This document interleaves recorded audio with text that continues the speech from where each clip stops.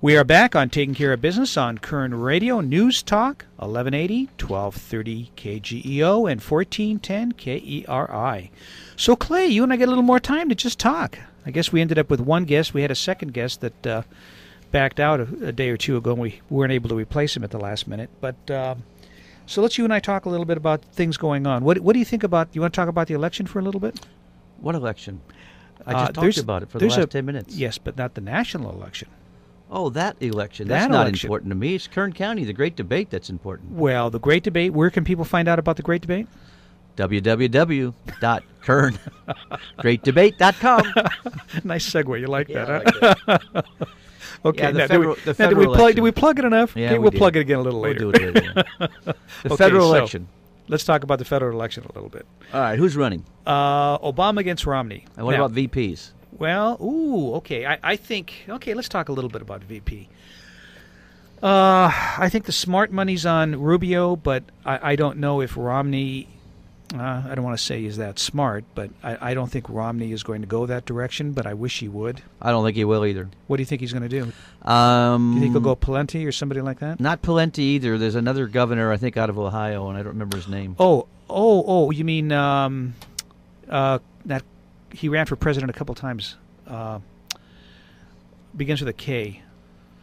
Oh no, yeah. No, I don't remember his name. Yeah, I know who you mean. But I think he's going to go in that direction. He needs to get a key state anyway. Yeah, he needs to get either Ohio, Florida, Indiana, one of those states to go. I think Obama's VP is going to be the Biden. The chairman of the School of Original Thought, Joseph Biden. He's the Rodney Dangerfield of the Democratic Party.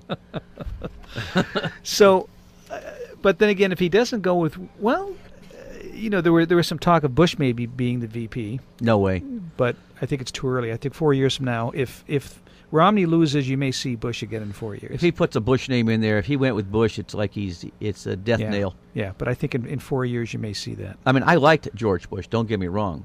Right. But so many of the people did not like George Bush. Yeah, but for the longest time, a lot of people said that the wrong Bush ran for office. I've heard that. Yeah, they're thinking that his brother, the governor of Florida, should have run for office. Oh, I thought you were talking about his wife. No, that's sorry, the Clintons. Marty. That's the Clintons. Oh, yeah, that's right. Dick Morris, who we had on the show a couple of weeks ago, I just saw an article that he did, and he was saying that Clinton might vote for. He thinks Bill Clinton would vote for Romney over Obama. Well, if he's going to do that, I'd be totally surprised because he's a keynote speaker at the Democratic Convention. Well, then again, for selfish reasons, can you see why he would vote for? Why he would vote for Romney over Obama? He might not. Before he'd vote for Romney, he probably wouldn't vote. Well, or he'd closet vote for Romney. He's not going to go out and actively push him. But I can see him voting for Romney on the side because it's in his best interest. Marty, once a strong Democrat, once a strong Republican, I think people will vote their party regardless of the candidate. Well, it's funny. That's a question I actually had for Senator Rubio had we had the time. We've had other senators on talk about this, where it's to the point in state politics, and I think it's that way in federal politics, that it really almost doesn't depend. It doesn't matter who the individual is because the party pretty much dictates how they're going to vote. If you don't vote along the party line, you don't keep your office. Yeah, you end up with an office in the parking lot next to the park in Sacramento. Exactly, and you lose your funding, you lose your support, you won't get reelected.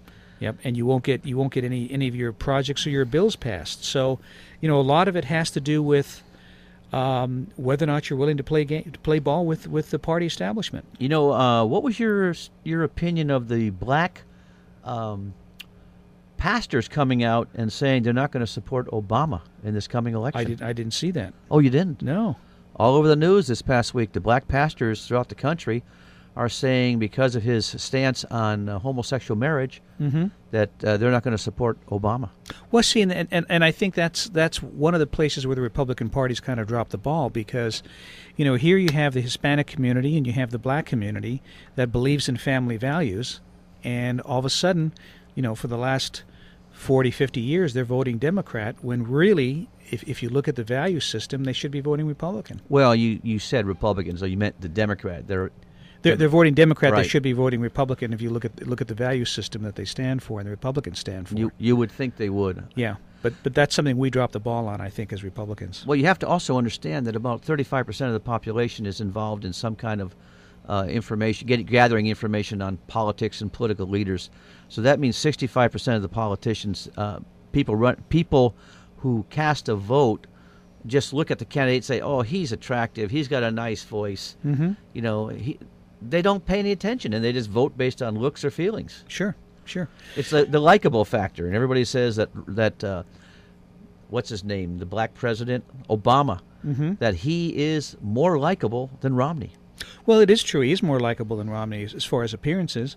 You know, I was reading an article somewhere where they were talking about, you know, some of our greatest presidents like Abraham Lincoln probably couldn't be elected in this electronic age. He had a little bit of a high-pitched voice, which would not go over well, you know, on radio or TV. I guess it's really not based on knowledge, experience, and background. No, it should be, but it's not. I mean, look, we've got a president who sealed everything that there is in his history. We know nothing about this man, and yet they want Romney to come out and lay his life on a table, which he's basically been doing. Yeah, and I thought that was kind of interesting because, you know, here it is, they're knocking him for being successful. Well, isn't that the American way? Aren't you supposed to strive to be successful?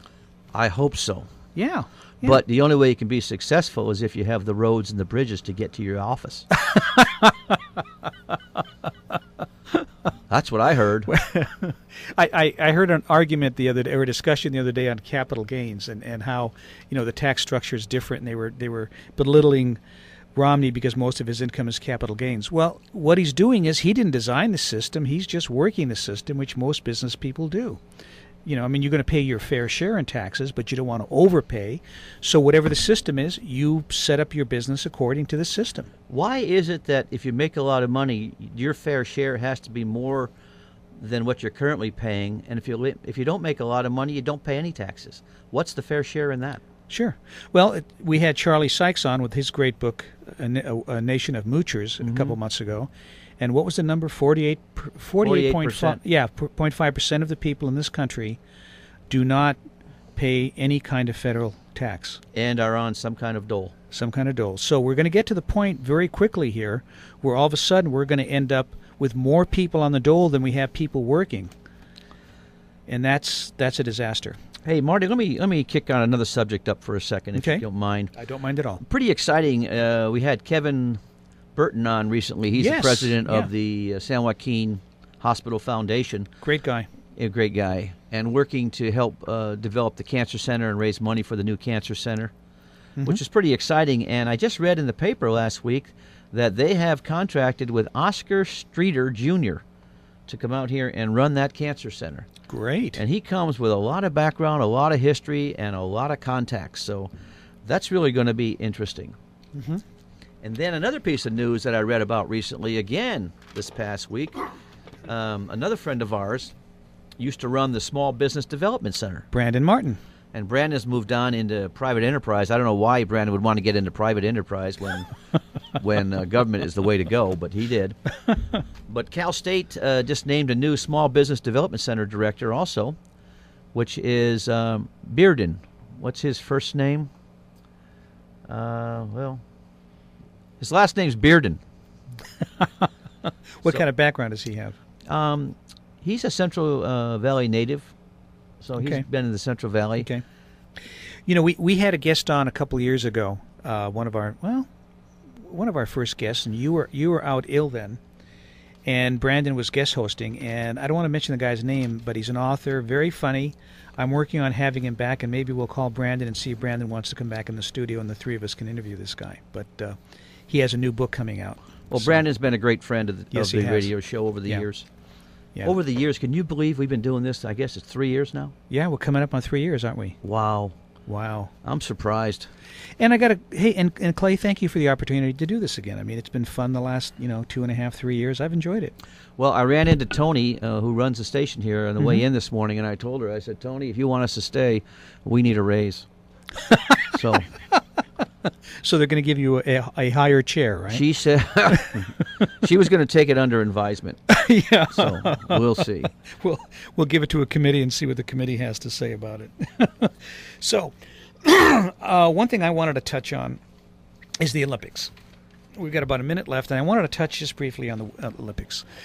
I think Michael Phelps won his 19th medal the other day, and he's going for 20. So by the time this thing airs, he may have hit 20 or 21. He needs to share those medals. After all, he didn't do it on his own, right? That's for sure. But I think we're starting to lose something in this country because here it is, people don't strive. I mean, it's the competition. It's winning or losing, and that's important to all of us. And we need to teach people to strive. And it's not all in the winning, but it's in playing the game and competing, and we're losing some of that. And I think the Olympics is great because it shows how important that is. That it's important to teach our young people, even people our age, teach them that it's always important to compete. Whether you win or lose, it's important to compete. Well, Clay, that's it. It's been a fun show, and I want to thank State Senator Rubio for being here, and we'll be back in 167 hours on Taking Care of Business on Kern Radio News Talk 1180.